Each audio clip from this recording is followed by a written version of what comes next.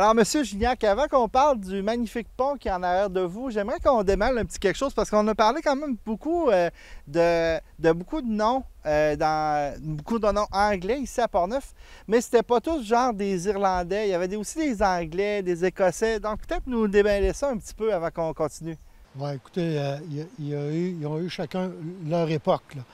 Bon, on sait qu'après la conquête de la Nouvelle-France par les Anglais en 1760, ces gens-là ont été influents, là, et puis ils se sont installés au niveau politique, au niveau de la gestion. Et puis à Portneuf, déjà, au début 1800, on a déjà ces gens-là qui sont arrivés. Là, on parle essentiellement des Anglais britanniques. OK. On parle des Ford notamment, là. Ford est arrivé un peu plus tard dans ça parce qu'il y avait déjà, les gens l'avaient déjà devancé. Lui, il était britannique, mais il est quand même arrivé un peu plus tard où les Écossais étaient déjà là. Les premiers, Logan, Angus MacDonald, étaient des Écossais qui venaient partir le papier ici. Mais déjà, vers les années 1820, étaient arrivés déjà les premiers arrivants irlandais qui se sont installés dans le nord de notre localité. Mais là, ça n'a pas confondre. Il y avait le groupement irlandais. On sait qu'il y avait encore déjà une dualité britannique et Irlande. Ça existait même ici un peu. Sauf que avec le temps, la communauté, ça se sont rejoints. Mais c'est un fait qu'il y a diverses provenances, là. Puis de là aussi, comme on expliquait dans l'autre émission, au niveau religion aussi. Oui. Puis on se parlait, entre autres, avec les gens du moulin à papier. Ça s'est bien mélangé entre autres les Irlandais et les Québécois, là. Il y a eu quand même des bons mélanges intéressants, là. Oui, oui. Bien, en fait, de par la main-d'œuvre, là, au niveau, là, si on parle des papeteries, parce que c'est essentiellement là, que les communautés se sont rejointes, là. Oui. Et les Irlandais étaient un peu les ouvriers, autant comme les Canadiens français, qui se sont devenus des journaliers dans l'usine. C'est de là que s'est fait des liens, suffisamment pour qu'il y ait des mariages d'un côté comme de l'autre. C'est comme ça un peu que ça s'est mixé, là. Les propriétaires d'usines, qui étaient plus anglophones, se sont plus joints entre eux, entre des communautés. Ces gens-là étaient un petit peu, sans être à part entière, là, mais avaient quand même leur communauté, là, propre. Bon, on va venir à notre sujet, parce que là, il faut parler du pont Bishop. Il y a quand même beaucoup d'histoires qui est autour de ce secteur-là. Entre autres, on ne commence pas par les Bishop, on commence par les frères Webb. Bien, ici, le site, là, parce que on va le voir sur certaines images, la rivière est comme encaissée. Là, il faut comprendre que les premiers qui s'installent dans le coin, qui font de l'industrie, ça fonctionne de façon hydraulique. Ça prend un pouvoir d'eau hydraulique, une rapidité du cours d'eau qui donnait une puissance pour faire fonctionner les différentes machines. Ça partait d'un système central, après ça, c'était multiplié avec des courroies, etc. Donc, le pouvoir hydraulique était très important. Puis, d'autre part, au niveau des papeteries, la quantité d'eau était très exigeante aussi, là. Donc, ici, au tout début, dans les années 60, 1860, il y a déjà eu un type qui a voulu faire un moulin à carde ici. Il s'est essayé, l'endroit était propice, mais je pense que par un manque d'investissement ou quelque chose du genre, il a revendu finalement à des frères Webb. Les frères Webb, c'est des gens qui se sont installés à Hillsborough, mais étaient d'origine anglaise. Okay. Ces frères Webb-là ont fait un apprentissage aux États-Unis, en Arizona. Ils sont venus et ils ont acheté une parcelle de terrain ici pour utiliser la rivière. Puis finalement, ils ont bâti une usine. C'était essentiellement du carton qu'ils produisaient. Okay. Ça a évolué.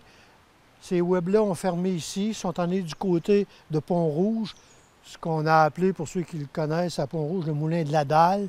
Ça a été transformé. Par la suite est arrivé Parkin Bishop, dont on parlait, avec des associés. Il est revenu d'Ontario.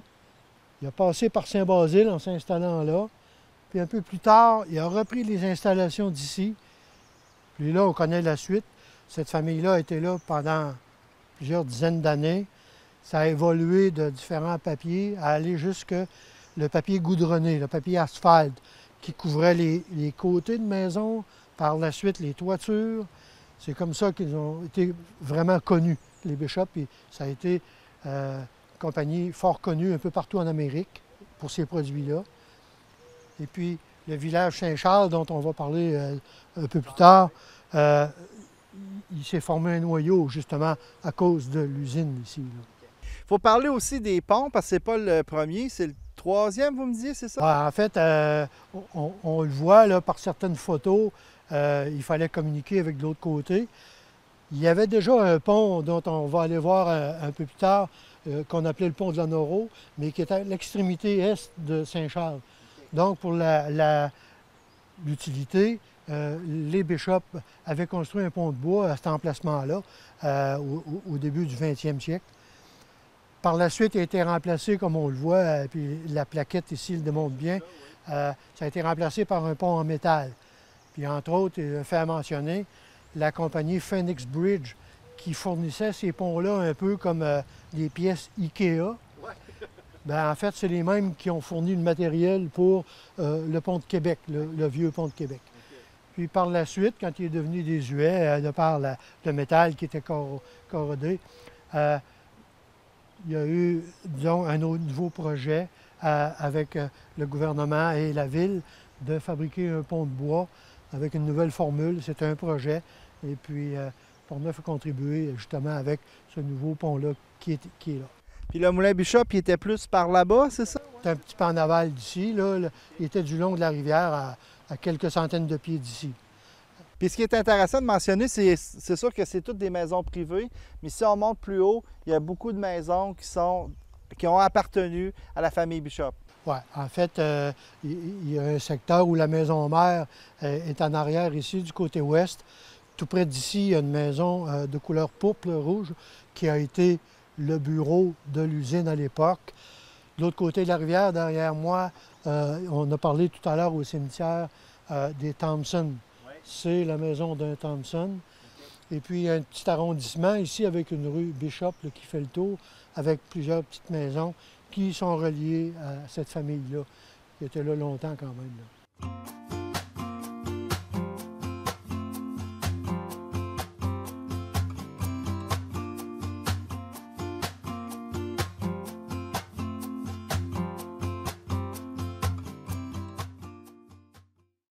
Alors, M. Gignac, on poursuit notre périple. Situez-nous où on est sur la route des Pruches. Dans le fond, peut-être nous dire où on est dans l'embranchement. Oui, maintenant, cette route-là, elle s'appelle la route des Pruches, oui, depuis quelques années. Mais ce qui est intéressant, c'est le pont qu'il y a derrière nous. En fait, ça a été connu depuis belle lurette que ce pont-là, on le nommait le pont de l'Anoro. Bon, pour expliquer d'où ça vient, l'anoro, le terme, ça, c'est évident à l'époque. Lorsqu'une dame devenait veuve, on lui donnait le nom de son mari, le nom de famille, et on l'appelait l'anoro. Bon. Il faut dire qu'autour de 1800, Charles Noro, qui était récemment veuf, était, fort curieusement, le beau-frère de Joseph Derry, qui a gardé le pont Derry à Pont-Rouge. Et Joseph Derry avait le mandat de faire payer les gens pour ce pont-là. Charles Noro, en deuxième noce, Marie-Françoise Gauthier ici, et puis s'installe du côté ouest de la route des Pruches, comme on est. Et puis, peut-être dans l'espoir un jour d'avoir un pont et d'avoir du péage, mais le pont est venu quelques années plus tard. Il y a eu une demande des gens du coin, autour de 1804-5, et puis on a obtenu un pont effectivement ici, et puis il y a un pont depuis ce temps-là, qui n'est jamais devenu payant par contre, pauvre de lui. Mais là, il faut dire que ce pauvre monsieur est décédé pas longtemps plus tard. Et donc, elle est quand même restée à l'endroit avec ses fils, une famille ici. C'est comme ça qu'est devenu le pont de l'Anoro. Alors, si on regarde un petit peu au niveau physique, dans le fond, le pont Derry puis le pont Anoro, on voulait faire un lien entre les deux. Là. On voulait que la route se connecte, j'imagine. Cette route-là, ici, à l'époque, il faut dire qu'on va le voir sur d'autres photos. Cette route-là, depuis le milieu du 18e siècle, reliait Cap-Santé, exactement, à l'anse de Cap-Santé, où on peut voir la grande maison Marcotte-Boivin. C'est une grosse maison canadienne que tout le monde connaît à toiture rouge, là. Bon, ce chemin-là a toujours été là jusqu'au milieu du 20e siècle. Cette route-là est encore visible. Elle fait partie d'ailleurs des propriétés dans la MRC. Elle est indiquée sur le site de la MRC. Bon. Cette route-là était verbalisée, c'était évident. Et puis, si on partait du côté est, vers Pont-Rouge, ces routes-là étaient faites à l'époque. Mais comme on a vu au tout début des nouveaux épisodes, on avait parlé du chemin neuf, bien, c'est à cette croisée-là que débutait le chemin neuf pour aller rejoindre la première avenue à Port-Neuf ou le chemin du Roi à l'époque. OK. Donc, il restait des routes à faire. Oui. Puis, de l'autre côté ici, ce qu'on appelait le rang Saint-Charles, il y a eu des concessions là très tôt, là, les années 1750. Il y avait déjà... Donc, c'est un très vieux village, le village de Saint-Charles. OK. Fait que là, dans le fond, quand on parle du village Saint-Charles, c'est vraiment de ça qu'on parle. C'est de l'autre côté de la rivière, c'est ça? Exactement. C'est la route qu'on va franchir du côté nord du pont en tournant vers l'ouest. Si on va vers l'est, on s'en va vers les rangs Saint-Paul et Saint-Eustache, qui ont été quand même habités au début du 19e siècle, eux autres aussi. Et puis, à la croisée de ce chemin-là, on va prendre certaines routes qui mènent vers Saint-Basile, parce que la limite est dans ce secteur-là. D'ailleurs, on va l'expliquer un peu plus tard, on va voir avec les images où est vraiment cette limite-là entre Saint-Basile et Port-Neuf qui s'est fait à l'époque. Il faut mentionner aussi que c'est un petit peu une particularité au pont, à peu près à la hauteur du pont. Ça change de nom aussi, hein? Fait qu'il ne faut pas se mélanger. Oui, bien, c'est ça. Là. Il y a plusieurs municipalités qui se joignent, là, donc avec les rangs. Et il y a différentes appellations, là. Oui. Puis dans cette époque-là, est-ce que justement, c'était des petites communautés qui se parlaient entre eux autres aussi? C'était vraiment difficile à cause des transports et puis des accès? Bien, je vous dirais que le voisinage était important à l'époque, là, hein. C'est sûr que la famille était importante aussi, mais le soutien entre voisins était important. Ça, quand on parle des anciens rangs, aussitôt qu'il y avait plusieurs habitations, on mentionnait souvent village. De par les rangs, chacun avait le village. Et d'autant plus que Saint-Charles était déjà, depuis, même avant l'occupation anglaise, était là. D'ailleurs, en 1760, quand les Anglais ont conquis tout le reste, le curé, à l'époque, s'était réfugié de l'autre bord de la rivière. Parce qu'il faut dire que le pont ici est arrivé au début du 19e. Fait qu'il y avait des bacs, j'imagine, pour traverser les gens. On traversait à gué, la plupart du temps. L'hiver, évidemment, il y avait de la glace, mais à l'été, c'était à gué. D'ailleurs, on va vous montrer sur certaines images où c'est connu l'endroit.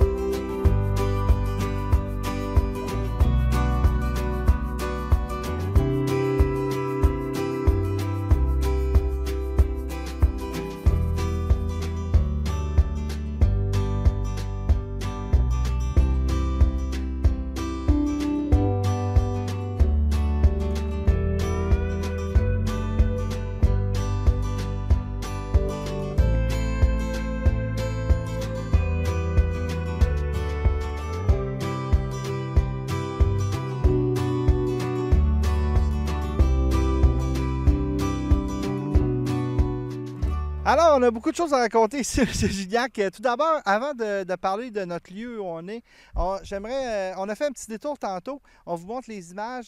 Vous voulez montrer justement la délimitation entre les trois municipalités, Saint-Basile, Cap-Santé et Port-Neuf. Oui. Bien, assez souvent, là, entre les municipalités, on choisissait une route qui existait, puis on faisait la séparation entre les villages. Parce qu'il y a eu beaucoup de... On sait que Cap-Santé a englobé un paquet de paroisses. En 1840, Saint-Basile s'est détaché. Quelques années plus tard, Port-Neuf en 1861. Mais donc, il fallait déterminer les endroits. Mais quand on regarde les photos là, de cet endroit-là, entre Port-Neuf et Saint-Basile, on remarque le chemin qui, maintenant, monte vers les rangs Saint-Paul et Saint-Eustache. Oui. Mais la limite n'est pas là. Mais il y a une raison fort simple, c'est que quand on a séparé les municipalités, le type qui avait les terres de chaque côté de cette route-là qui existait a choisi, lui, de faire partie de Saint-Basile. Okay. Donc, sur sa terre, on a pris la limite. Donc, comme on voit sur la photo, c'est à l'ouest de la route. Donc, le champ qui est là fait partie de Saint-Basile. C'est pour ça que la limite entre les deux municipalités n'est pas sur la route comme telle. Et puis, si on se promène sur le chemin de la station, dans le fond, le chemin neuf qui se transforme de nom, on voit aussi qu'il y a comme les maisons qui sont un petit peu comme reculées. Il y a une raison à ça, là.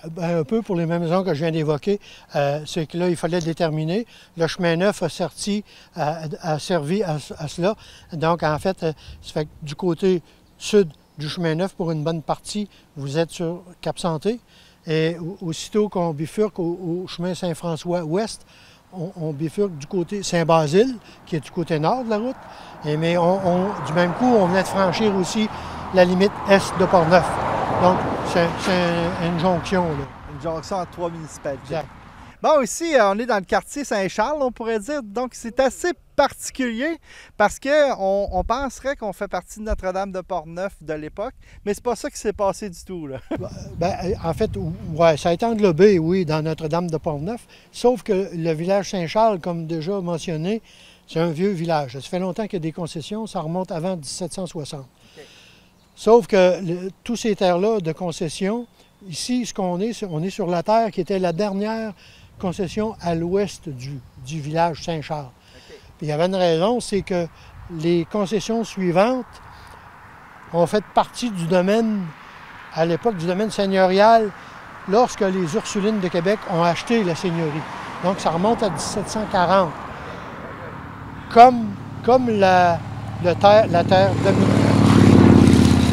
domaniale des Français et Robineau n'existait plus, parce que c'était tout concédé sur le premier rang. Oui. Les religieuses, eux autres, se sont gardées une portion du deuxième rang, donc appuyées sur cette dernière terre-là, en allant vers la route d'Irlande. Donc les lots 216 et 217, il faudrait voir sur des cartes, mais ils se sont gardés cette portion-là. D'ailleurs, le petit ruisseau qui coule derrière nous, pas très loin, c'est toujours appelé le ruisseau du domaine. Okay. Sa relation avec le domaine des religieuses à l'époque. Okay. Est-ce qu'il y a eu une construction d'un couvent? Est-ce que les religieuses se sont implantées dans ce domaine-là? Non. Non. En fait, beaucoup de ces communautés-là ont été en mesure d'acheter plusieurs seigneuries. Okay. Il faut dire que les Ursulines de Québec, quand on a acquis celle-là ici, il y avait aussi celle de Sainte-Croix de l'Aude-Binière de l'autre côté. Okay. On sait que les religieuses d'une autre formation de Québec avaient la seigneurie de Grondines. On connaît les terres du séminaire en bas de Québec qui ont appartenu du côté jésuite. C'est la même chose. Il y a eu beaucoup de communautés qui ont acquis des seigneuries à l'époque. OK. Et puis, ici, on se trouve, comme on disait, dans un espèce de point névralgique, mais aussi en arrière de vous, il y a quand même le magnifique tracel du CN. Mais ça a déjà tombé, pas celui-là, là, mais... Oui. En fait, on est au bel endroit pour expliquer un phénomène. En 1938, beaucoup de gens savent, surtout les aînés, savent qu'il y avait eu un bon coup d'eau, en fait, une inondation assez spectaculaire sur la rivière Port-Neuf. Okay. Ça a créé dans le village de Port-Neuf un paquet de dégâts. Mais ici, ce qui est de particulier, c'est que c'est le premier tracé du chemin de fer nouvellement arrivé vers 1878-80. Okay. C'est le premier chemin de fer qu'on a obtenu. En 1938, il y avait un train qui se dirigeait vers Québec. Au même moment, le 1er septembre 1938, il devait passer ici. Juste un petit peu à l'est de ce pont-là, à peine à l'intérieur de 1000 pieds, il y a un autre torrent sur lequel il y a un petit tronçon. Le tronçon a été emporté, le pied a été emporté Donc, les wagons ont chuté dans ce torrent-là. OK. Il y a eu les décès des 2 chauffeurs de ce train-là. Et puis, par la suite, avec le poids et puis tout l'eau qui a brisé, en fait, les bases du pont précédent ici, il y a des wagons et ça a tombé dans la rivière ici. Il y a eu, seulement qu'à ce niveau-là, au niveau des passagers, il y a eu des blessés. Les 2 seuls décès qu'il y a eu, c'est les 2 chauffeurs. Mais il ne faut pas s'y méprendre. Les engins n'ont pas tombé ici, mais un petit peu plus loin à l'est. OK. Fait que, puis c'est quand même, on n'est pas très loin des usines aussi, là. Je veux dire, les usines existaient à l'époque. Oui, bien c'est ça, c'est qu'on est à quelques centaines de pieds du moulin numéro 2 de chez Ford. Et puis, comme j'expliquais, cette voie-là a sûrement sauvé la mise dans le cas des Ford pour avoir des accès puis pour pouvoir éliminer leur matériel, recevoir du matériel pour fabriquer différentes choses. Ça les a sauvés, en fait, en quelque sorte. Bon. Puis, on parle d'inondation. Plus récemment encore, le fameux ruisseau du domaine.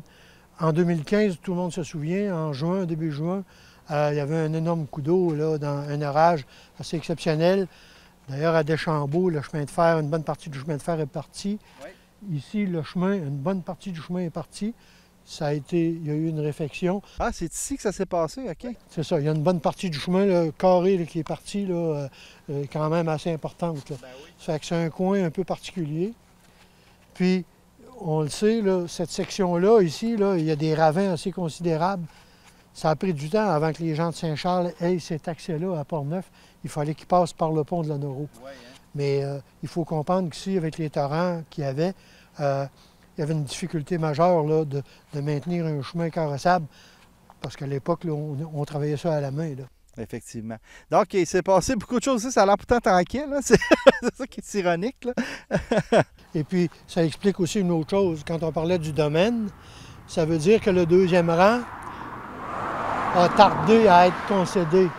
C'est pour ça que les petites maisons qu'on a sur la rue Saint-Charles, qui sont côte à côte, ça, c'est un noyau villageois qui est arrivé un peu plus tard. Et c'est dû aux papeteries. Là, on s'entend que le régime seigneurial était parti. Donc, ces terres-là qui appartenaient à des gens du 1er rang ont été en mesure de vendre des emplacements, l'équivalent d'un terrain maintenant. Donc, tout ce secteur-là de la petite rue Saint-Charles, où les maisons sont côtoyennes, toutes une à côté de l'autre, excusez, en fait, c'est devenu un autre noyau villageois, mais tout ça parce que c'était des journaliers, des usines à papier. Oui. Puis je veux mentionner aussi Saint-Charles, le secteur. Un boutin s'est détaché de Notre-Dame de Port-Neuf. C'est ça, hein? Comment ça a fonctionné? En fait, tout ça englobait, avant 1910 ou environ, ça englobait, tout Port-Neuf était englobé, là, aller jusqu'à Sainte-Christine, qui s'est détaché en 1895. OK. Sauf que Port-Neuf village s'est détaché de cette paroisse-là vers 1912-13, qui a fait une bande à part. Donc, tout le restant est resté dans Notre-Dame de Port-Neuf. Donc, civilement, Saint-Charles et Port-Neuf-Station est devenu le reste de Notre-Dame de Port-Neuf. Et Port-Neuf est devenu le village de Port-Neuf. Alors, M. Gignac, c'est déjà la fin de notre beau voyage, encore une fois, à Port-Neuf. Maintenant, par exemple, on va revenir sur votre livre parce que le nouveau qui vient de sortir, on n'a pas mentionné aussi qu'on pouvait se le procurer. Alors, j'aimerais ça qu'on fasse un petit message là-dessus. Là. Bon, pour le moment, vous n'avez qu'à communiquer avec moi. La plupart des gens me connaissent. Mes coordonnées sont faciles.